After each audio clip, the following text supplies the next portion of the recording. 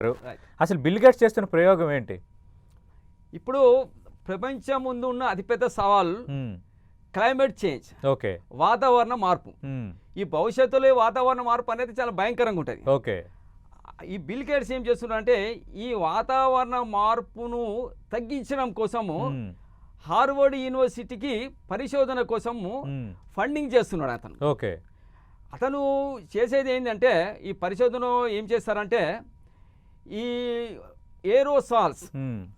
అనేటువంటి ఈ dust particles కానీ చాక్ పీస్ పార్టికల్స్ కానీ కాల్షియం కార్బోనేట్ అంటే సున్నం పార్టికల్స్ ఇలాంటి పార్టికల్స్ ఉంటాయి కదా. హ్మ్. అంటే ఏరోసాల్స్ అంటే ఏంటంటే ఫస్ట్ ఆఫ్ ఆల్ గాలిలో సాలిడ్ పార్టికల్స్ కానీ హ్మ్. లిక్విడ్ పార్టికల్స్ కానీ ఉంటే దాన్ని ఏరోసాల్స్ అంటాం. ఓకే. ఆ. పొగ కూడా ఒక ఏరోసాలే. హ్మ్. అది గాలిలో తేలియాడుతూ ఉంటాయి, అవును. భూమి మీద పడవు. అవును. అయితే ఇప్పుడు మనకు ఈ సోలార్ రేడియేషన్ యొక్క బడ్జెట్ని చూసినట్లయితే మనకు 100% సోలార్ రేడియేషన్ వస్తే దాంట్లో 70.7% గ్రహించబడుతుంది. Hmm. మిగతాది 29 point something will reflected back. Okay. దాంట్లో 22.6% హ్మ్. ఈ వాతావరణంలో ఉన్నటువంటి ఏరోసాల్స్, ఓకే.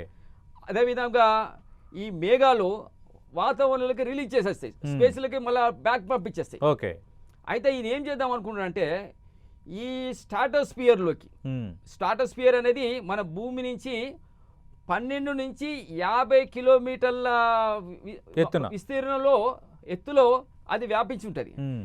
ఈ స్ట్రాటోస్ఫియర్లోకిన ఏరోసాల్స్ని ఇంజెక్ట్ చేసినట్లయితే ఓకే. ఈ ఏరోసాల్స్ అనేవి ఈ భూమి మీద వస్తున్నటువంటి సూర్యరశ్మిని గ్రహించి హ్మ్. మళ్ళీ అది స్పేస్లోకి రిఫ్లెక్ట్ చేస్తుంది. ఓకే. దానివల్ల భూమి మీద పడేటువంటి సూర్యకాంతి యొక్క ఇంటెన్సిటీ తగ్గిపోతుంది. హ్మ్. దానివల్ల భూమి మీద ఉష్ణోగ్రతలు తగ్గిపోతాయి. తగ్గిపోతాయి. హ్మ్. తద్వారా మనము క్లైమేట్ చేంజ్ని మనము నివారించవచ్చు, తగ్గించవచ్చు. ఓకే. ఇది ఆయన యొక్క ఉద్దేశం.